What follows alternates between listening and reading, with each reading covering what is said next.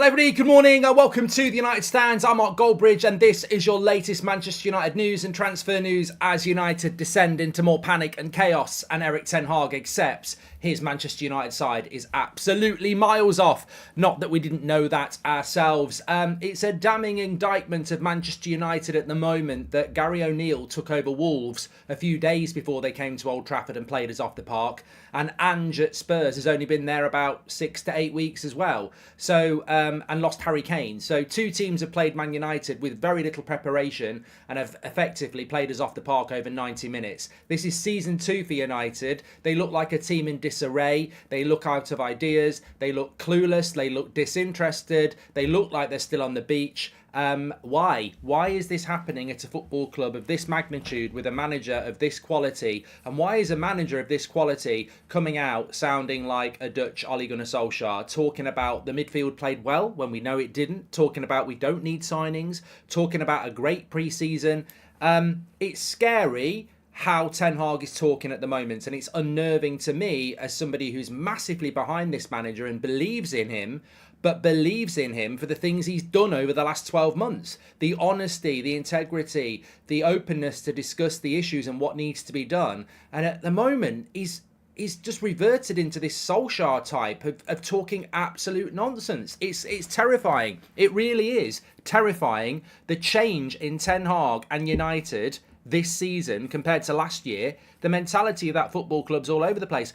And maybe the sale is a problem. Maybe the lack of selling players that shouldn't be here is a problem. Maybe the Mason Greenwood situation is a problem. Maybe the Anthony thing hanging over the club again is a problem. Maybe it's bearing down on Ten Hag, who's looking at the situation and realising this job is mission impossible. I don't know, but something's not right in that football club. You can't just wash those results under the table. And I know we beat Wolves, but the performance, you can't just wash another shit transfer window under the table. You cannot just wash the fact that the Glazers are still here pontificating over a sale that is just about them making money. You cannot wash over the Mason Greenwood situation and how that's been handled.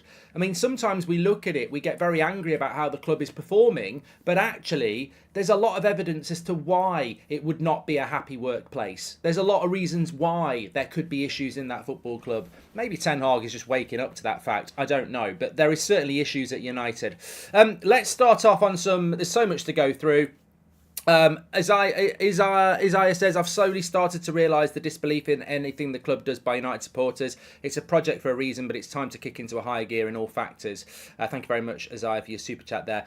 Let's talk about this transfer panic that's definitely going to happen. I spoke about it in the second half against Spurs yesterday, and it will happen. There will be a transfer reaction. There will be a panic. Erik ten Hag, after the game yesterday, said that Brandon Williams and Donny van der Beek weren't involved because they've got their eyes on something else. They want to go. We've also got links from L'Equipe about VERRATTI. Fabrizio Romano talking about Amrabat this morning, saying that Amrabat is still very much a key signing for Manchester United, and God, we could have done with him yesterday, but that depends on Donny van der Beek leaving. So I expect United to kick on. It's amazing. We say it all the time. The definition of insanity is doing the same thing over and over again and expecting a different outcome. We've literally replicated the start of last season. We should have lost to Wolves, which would have been Brighton at home last year. And we did lose to Spurs, which would have been Brentford away second game. So United, after a disjointed, unorganised pre-season, proceed to walk into a season not sharp, not ready. And basically, we're a bit lucky and fortunate to have 3 points instead of 0 again. I can't believe how United have sleepwalked into this season again. And I'll keep saying this. I think Martinez is a good player. I think Luke Shaw's a good player. I think Casemiro's a good player. I think Bruno's a good player. I think Rashford's a good player. None of them are fit or sharp. And the team in general is not fit or sharp. And last season against Brighton and Brentford, the team was not fit or sharp. And I will call that out right at the start of this video, before we delve into transfers, before we delve into what's happening with Martial and Maguire and everything else that's going on in relation to Manchester United. I'm going to talk about that because I think it's completely completely unacceptable what happened at Old Trafford last Monday. Opening game of the season, 75,000 people there. fan base excited, and we are not fit and we are not sharp. Who does that fall upon then? Whose fault is that? Why are Wolves fitter than us? Why are Spurs fitter than us in the second half? What's going on at the football club, and why has that happened for the second year in a row? And why has it happened for the second year in a row that after 2 games we've got to go into the transfer market with less than 2 weeks left and panic? Buy, because we've sat on our arse for 3 months not doing what everybody was screaming about. And can I just say hello to the people in the chat, the minority in the chat, to be honest, who over the last 3 months have told everyone to stop moaning and stop panicking. The club are doing well in the transfer window. We've not seen a transfer window like this for years. We're getting our business done early. I mean, these people need rooting out, quote tweeting and laughing at. I mean, they actually were telling us what a great summer it's been. Oh, we're getting our business done early for the first time in years. You are facilitators of the Glazers. You are the issue. You don't listen. You talk out your arse. We're having a great summer getting our business done early. What are you talking about? The midfield is an absolute joke. We don't have a striker. How are we prepared and getting our business done early? So for me, the big thing I wanted to say at the start of the show, and I think I have, is that, as Michael says, it's disjointed rubbish. Ten Hag is talking nonsense. Was he watching a different game? How are these players unfit? Seriously, exactly. From a tactical standpoint, says Ami, sure, inverting into the midfield is not working. We spoke about this. I mean, it's almost like we know what's going on. I spoke about this in the preview. I spoke about it in the week. Wan-Bissaka and Luke Shaw inverting into the midfield do not work. They are both good fullbacks, very good fullbacks, but you're asking them to do something that they can't do. Luke Shaw can play left centre-back, better than most left centre-backs in the league. He's one of the best left-backs in Europe, but he cannot invert into the midfield. He cannot do it. And Wan-Bissaka can't either. And, Rashford's one of the best left wingers in the world. We're playing up front. Bruno is one of the best number 10s on his day. We're putting him on the wing. The team is disjointed. Ami's absolutely correct. Ten Hag is looking clueless at the moment, says Jay. And instead of signing Mount, we should have spent 55 million on Amrabat as well as a permanent deal for Sabitzer. We should start Lindelof occasionally, says Colin. I don't know where. Look, I think that, as I said, Martinez is a fantastic player. He doesn't look fit or sharp. Luke Shaw doesn't look fit or sharp as well. I think Varane's been our best outfield player by a long way over the last 2 games. And I think that makes the idiots look idiotic as well. Apparently, Varane was the problem. He's been the best player outfield for United by a long way for me in the first 2 games of the season. But getting back to it, I think that it's just remarkable how bad this summer transfer window has been. But for some reason, in a summer where the Glazers stayed in charge when they shouldn't have been here, some people wanted to deflect. And unfortunately, some people followed that deflection of this has been a good summer transfer window. Can I just remind you, Scott McTominay, £30 million bid rejected, didn't even get on the pitch yesterday. That's how low priority he is in Ten Hag's plans.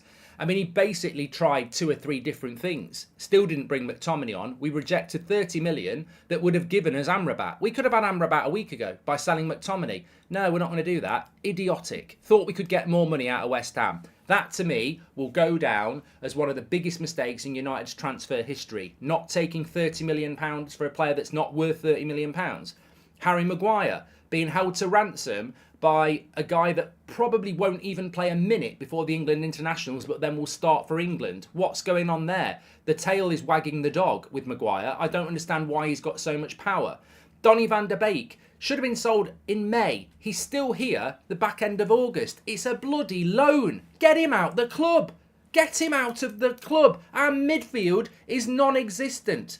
Ten Hag wants Amrabat, and we still don't have him because we're pissing about with players that shouldn't be at the club, holding it to ransom. We're a bloody Premier League football club. We're losing games because we're not ready. Get your arse into gear. People talking about Murta Madness. He's an absolute plank. He's useless at his job. Amrabat is waiting to join United for the last 6 weeks. We can't get a player out of the bloody club. We're bloody useless. Absolutely useless. And people are talking about what a good summer transfer window it's been. We are resting our season. Even Ten Hag is hinting about it after a loss to Spurs. He's talking about we need to score goals, but we've got Martial and that's why we bought Højlund. We are putting our whole season onto a 20-year-old who's never played in the Premier League and only had a breakout season in Serie A last season. What a bloody great welcome to United, Rasmus. Basically, we're putting all the pressure on you. What an absolute joke. I'm excited about this player. I think he's going to be a revelation. But you can sink a young player by putting too much pressure on him. I think the Mason Mount deal, I do not even know where to start. We spent the first month of the transfer window obsessing. Chelsea must have been... You know why I think it took so long? I think Chelsea could only stay in the meetings for 5 minutes before they burst out laughing and gave away what a stupid deal we were making. So they had to keep walking out the room and saying, can we do it in a couple of days? And then they go and laugh as they went for a walk down the Thames. I mean, they must have, in fact, walk on the Thames. They must have thought they were walking on water, the deal they took out of Man United for Mason Mount. I mean, this is a guy who wasn't being picked by Chelsea, who had a terrible season, and Ten Hag suddenly decided this is the next Zidane. Oh, I'm obsessed by it. Now, I like Mason Mount. I think there's a good player there. But tell me, in pre-season and the first 2 games of the season, has he imbalanced the United side? Oh, hell yeah. Can I get a hell yeah? Yeah, he has. We've completely imbalanced our team with this signing. And we've compounded it by putting Rashford up front, who is clearly miserable. I mean, he actually did an interview with Gary Neville in the summer where he said he doesn't want to play up front. And Bruno is having spaces occupied by Mount. Casemiro should be charging double time because he's having to do 2 shifts at once. You got prats like Carragher and certain prats in our fan base saying Casemiro's over the hill and past it. He's doing 2 people's jobs. I mean, can you not see that Casemiro's doing 2 people's jobs? He's having to do his own job and somebody else's. At times against Spurs and Wolves, he's pressing in the opposition's penalty box, but then he's meant to be the CDM as well. The team is absolutely imbalanced, and it's been imbalanced by Mason Mount, who Erik Ten Hag is sat there saying it's going to take time. It's going to take time, but it'll work in the end. Oh, I forgot the Premier League was a league where you can waste the first 6 or 7 games of the season trying something out. I mean, is that not what pre-season's for? He was here at the start of June. So I am concerned about United. I do think it will get better when we bring some players in, but it pisses me off that we could see a replication of last season where things start to click in September and October, but we fucked it up at the start of the season. Like, I want to challenge at the top. You don't challenge at the top when you start a season like we have. So yeah, I think we can comfortably fight for 3rd, 4th or 5th. But you can almost say goodbye to 2nd straight away because we've had an ineffective summer transfer window again, and we've had an ineffective pre-season. And I think it's really important, quite rightly, to call out people like Arnold and Murta for their absolute incompetence. Consistency in incompetence is, you know, nothing but, a regular occurrence. But we also have to look at Ten Hag and say, why is your team so unfit and not sharp? It's a disgrace. Saw your tweet last night, absolutely spot on. I'm waiting for Pep to put Haaland on the wing so Alvarez can play. Erik Ten Hag has no excuses now. He's signed 7 of his own players and been 0 tactically changed, says Sean. That's what happens when you lie and snake players, says SD.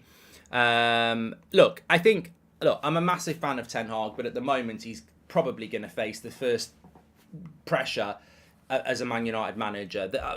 I've almost felt like sort of starting and saying the honeymoon period is over, because it is. Casemiro is finished, says Shub. You know nothing about football, mate. You know absolutely nothing about football. I would go and take up baseball or something like that.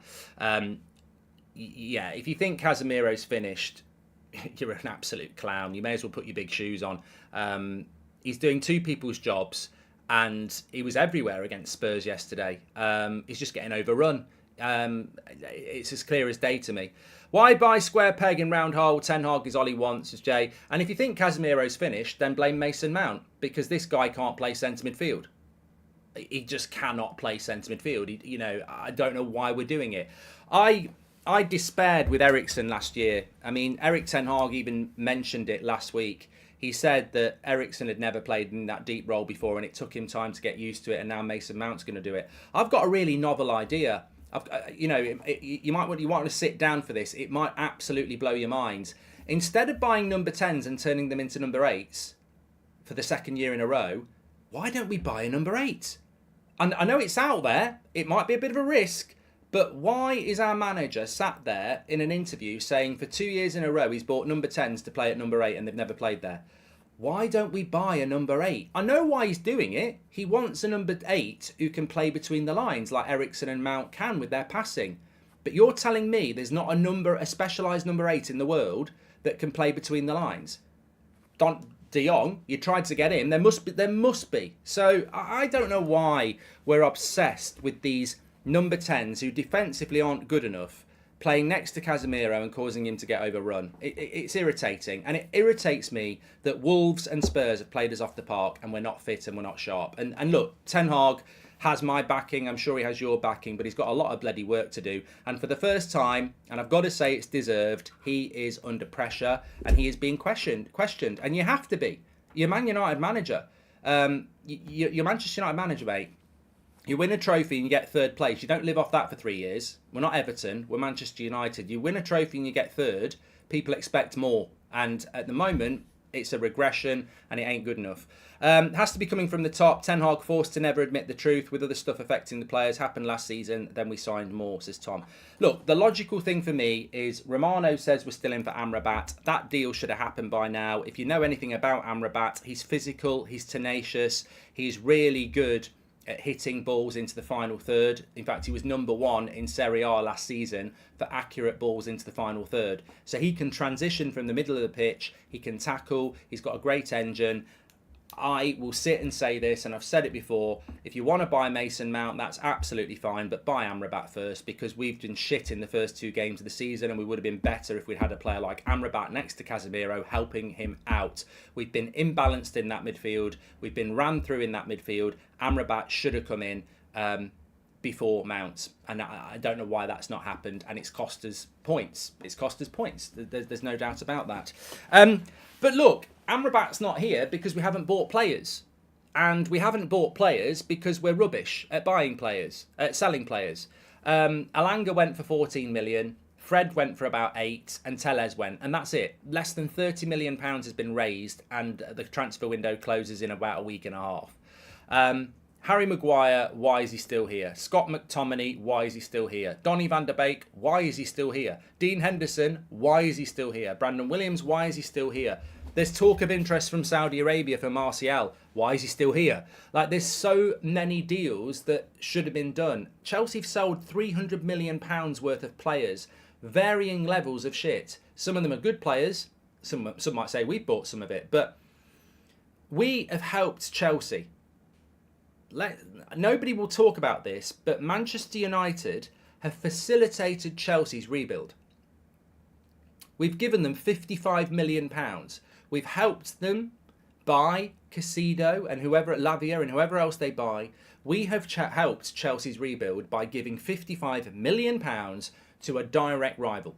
That won't get spoken about. They don't need it. They could have took it from Liverpool, were interested in Mount. But Man United are a joke. We can't sell, but we help other clubs sell well. We're an absolute joke. Harry Maguire shouldn't be here. Pavard or Todibo should be.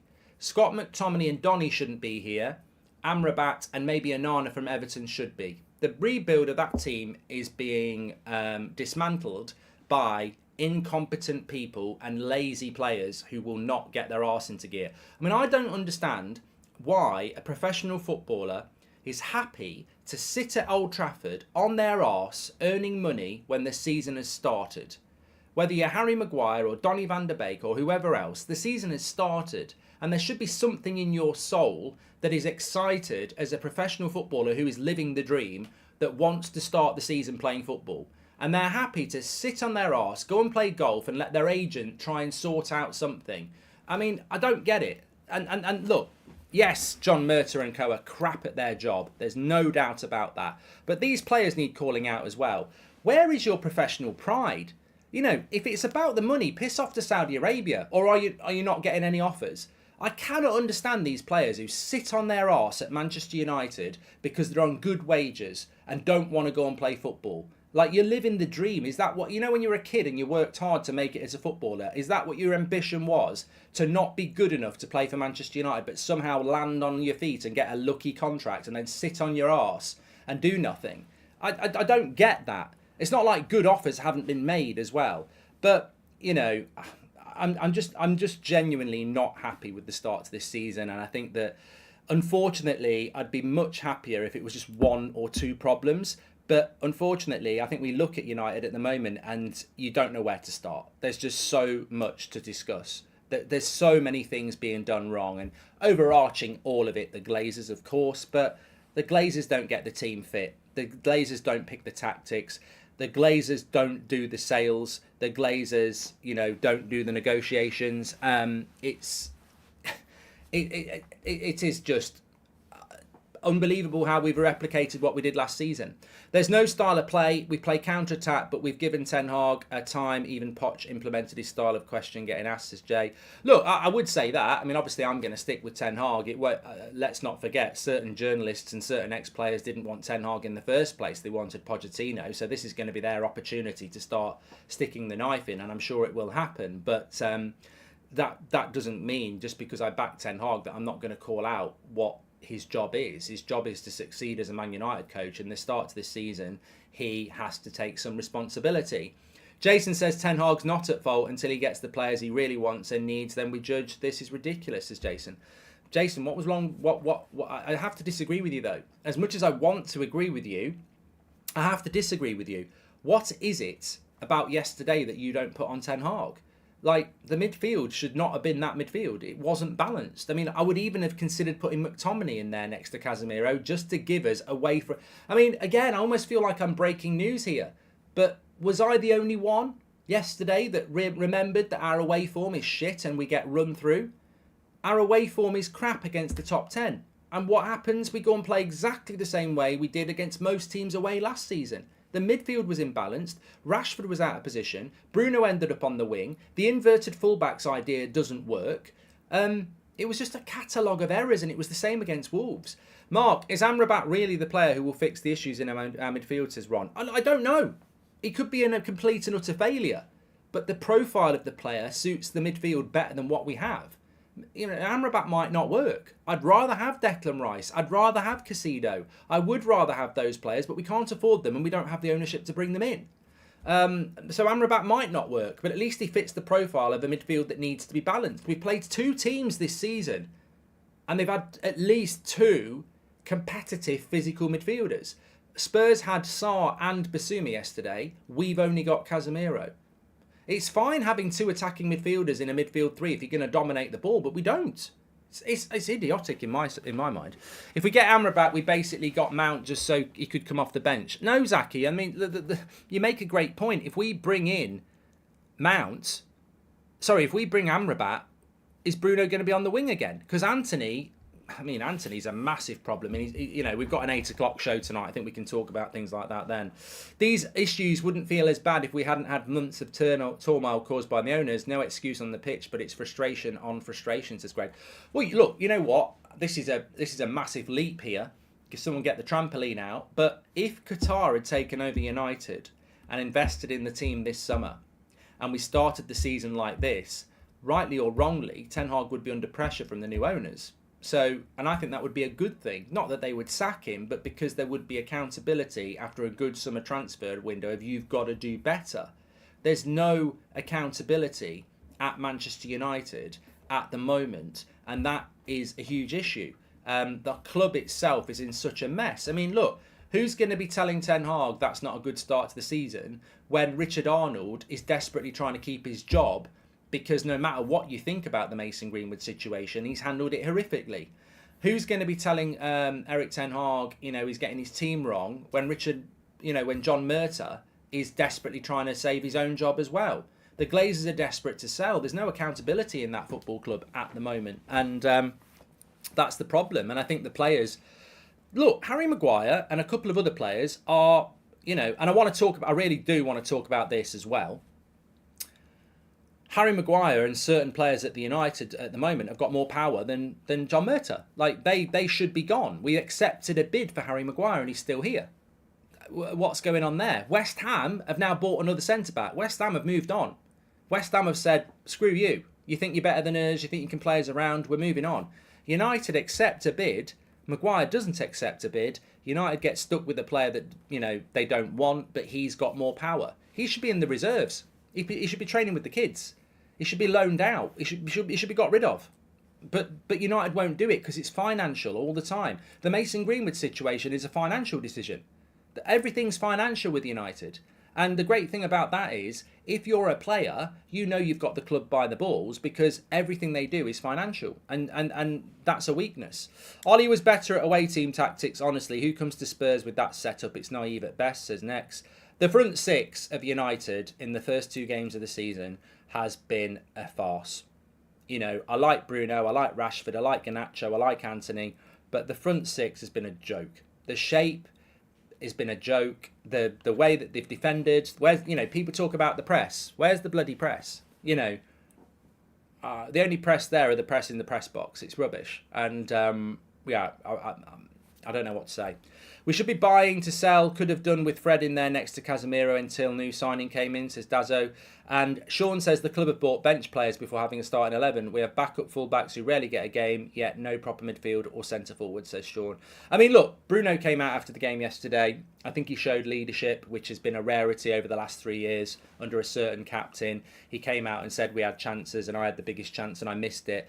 But he did also make a good point, and I back him for this, and I wonder if he'll be in trouble for it. He said, I wonder if the referee is going to come in and apologise to us for that handball. I'm not making excuses for United. We were crap and we deserve to lose. But every time I look at that handball, I cannot believe that it wasn't given. I mean, I don't know what the explanation is. I've heard certain ex-United players who said it's not a penalty, who I think revel in United losing under Ten Hag. I don't know what it is. I think we all get that opinion with these players. I heard Neville, when Martial came on yesterday, sort of slagging him off, and yet he said nothing about Rashford because Rashford gave him an interview last month. I think certain ex-players at United come across as ridiculously bitter. But you know what? Sky didn't even show it at half-time. There will be no apology. I'm sure we'll get these inefficient referees coming out and backing each other. It's not an excuse, but I'd be wrong of me not to discuss it. How on earth is it not a penalty when a player, all Romero was trying to do was block the shot? He actually was stretched out to block the shot. If it hits his hand when his only intention is to block the shot, he's blocked the shot with his hand. It's a handball. You can talk about distance. You can talk about natural body shape. None of these things even exist when his whole intention is to close down and block the shot of Garnacho. And he does it. And he does it with his hand. There is nothing in the rule. There is nothing in the rules of handball that says that that's not a handball. If he is stood there on the edge of the box with his hands by his side and it hits his hand, I'd say, well, he's just in a natural position. But his intention is to block the shot, and he blocks it with his hand. I'm baffled. I'm absolutely baffled. But I'm also baffled how the foul on Bruno wasn't a red card when McAllister got one for pretty much the same thing. I'm also baffled how Gordon for Newcastle yesterday didn't get a yellow card for doing a worse tackle than what McAllister got a red card for Liverpool yesterday. I think, unfortunately, we're just going to have to take it on the chin that yet again we're going to get decisions that go against the rules. And fair play for Bruno for bringing it out, but we still had 45 minutes. It was still 0-0 and Spurs deserved to win the game. But it'd be wrong of me not to talk about that handball. Call me naive, but if these Martial to Saudi rumours are true, we're screwed unless we get another striker, says Ami. Dara, welcome to the Members Club. 11 days till the end of the transfer window. Do you think we can get these deals done? I'm scared this might be our team for the season, says Ricky. And Mark, do you think it's fair now for people to lose faith in Anthony, or should be given more time? I personally don't see any improvement from him at all, says Zaki. I think Anthony has had a shit start to the season. Now, I don't know whether this is because he's feeling the pressure of what could be coming off the field. Obviously, his name has been linked to some quite serious allegations. Sometimes these allegations end up in investigations and the Mason Greenwood Road. Sometimes they disappear. I don't know what's going to happen with that, but maybe that's an impact on him. Maybe he's just very left-footed, very inconsistent, and not good enough at this level. I don't know. But he definitely has had a very, very, very, very, very bad start to the season.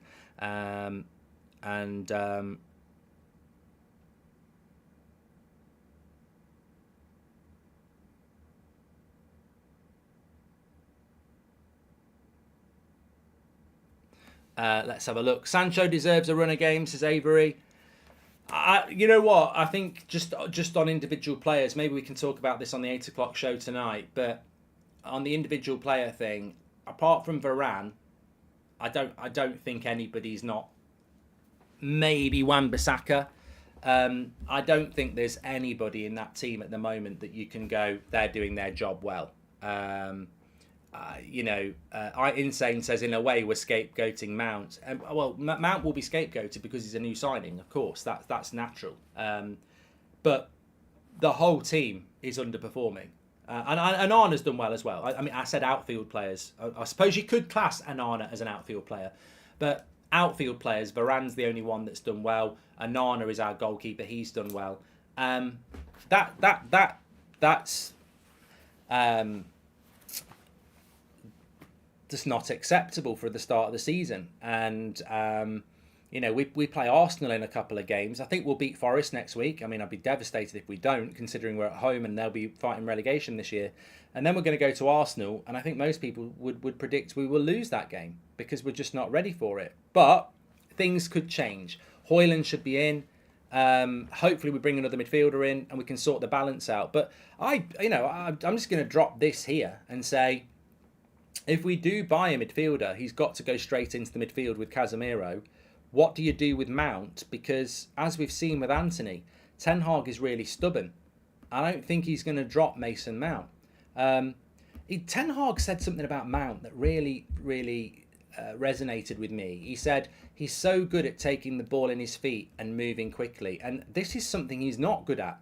He is historically good at it, but at United, he miscontrols the ball all the time. Like, he doesn't get hold of the ball and move the ball quickly. His whole game at the moment is just one of complete and utter, fear and disruption. And, I'd love to see us play Forest next week and win 4 or 5-0 and everyone gets their confidence up and more importantly, their fitness and their sharpness up, because it's all over the place at the moment. But as I said, you've got Gary O'Neill, who literally only had a few days with that Wolves team, came to Old Trafford, played us off the park. You've got Spurs and a new manager who's just lost Harry Kane as well. I mean, he had Harry Kane in a pre-season game and Harry Kane scored 4 goals a week before the start of the season. He hasn't got Harry Kane now. They still beat Manchester United and play much better. It really isn't acceptable. And, I know there's talk of Henderson going to Palace, but it's a loan. Donny will be a loan. Williams will be a loan. Where's the money coming from to buy these players that we desperately need? And look, links to Verratti. Where's the money coming from when he's being offered ridiculous money to go to Saudi Arabia? And why are we looking at Verratti in the final 10 days of the transfer window? I don't think we're going to sign Verratti. I don't think we're going to sign Gravenberg. But it's panic again, isn't it? And why are we looking at a player like that? We all moaned at Ollie for having favourites. I've seen enough of Anthony and Mount in 2 games. They both need dropping. I think it's very obvious that neither of them are United level, says Sean. First half, we run so much to try to press our opponent, which Man City don't do. Second half, when opponents start to press us, our team already used up most of their energy. Something is very wrong, says Minnie. Hi Mark, love always. Why can't we just try Rashford left and Sancho right and Bruno false 9? Gives us Casemiro, Mount and McTominay, Amrabat in midfield, says Tomo. Fred was an engine in our best performances, i.e. Barcelona. Yes, we needed an upgrade, but Mount made no sense to me. Who else was in for him, says Big Z. I think Liverpool were in for Mount, and I think Arsenal were interested in Mount, but there was no way they were going to play him as an 8. Mount would have been playing as a number 10. As I said, if you've tuned in late, I don't understand why we bought another attacking midfielder to play as a number 10, to play as a number 8. It defies logic in many ways. We were poor in the second half, Palos, yes. Look, what I would say is fasten your seatbelts. United will be active in the next 2 weeks. They will. We know that's going to happen. We've got 3 points more this season than we had last season. Even though it's a bad start to the season, we have got 3 points more. We should beat Forest next week, and then we've got a massive game against Arsenal before the international break. You've always got to look at a solution. I think in the next 2 weeks, they need to kick Harry Maguire, Donny van der Beek, Dean Henderson, Brandon Williams out of the club, and they need to bring 2 players into the club. Preferably, I'd like to bring a forward in as well. There is time for United to do stuff, They have got history of doing stuff in the final couple of weeks, but I still think that regardless of what we do in the next 2 weeks, at some point, you've got to acknowledge that it's not acceptable. Whether we pull a rabbit out the bag again, it's not acceptable to be doing this every year. And also, where is the fitness? Where is the fitness? Where is the sharpness? Why haven't we got that? Why is the manager talking about a great pre-season that doesn't exist? It's a mythical, lie, effectively. Why does the team look so downhearted at the start of a new exciting season? I don't know. I don't know. Somebody said yesterday, do you think the De Gea departure has caused problems in the dressing room? I don't know whether it's the De Gea thing. I don't know whether it's the Greenwood thing. I don't know whether it's the sale. But it feels to me like that team has lost something. Last season, they ground out results that they didn't deserve. They were so resolute. They were so organised. They now look like a team that isn't coordinated and isn't together. And has he changed things too quickly? David De Gea was a massive influence in the dressing room. Mason Mount drops into that team. Are people looking at him and going, why is he in the team? I don't know. There seems to be some unrest in that team at the moment. Maybe some people have had their heads turned by Saudi offers. I don't know. I'm speculating, but we can all visibly see it. There's something not right in that dressing room at the moment. And, the good thing about the Ten Hag era is that we've never really had the leaks. But in some ways, you wish you did have a leak on this because you'd know what's going on. But there's just something not right in that dressing room at the moment.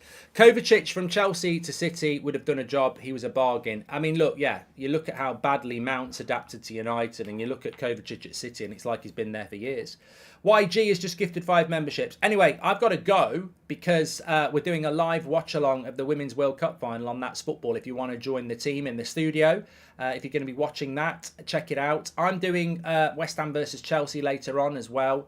And of course, we've got the 8 o'clock show for you and anything else that happens. Thanks everyone for watching. Join us on That's Football now. I'll push you over there anyway. Make sure you smash a like and I'll speak to you in a bit.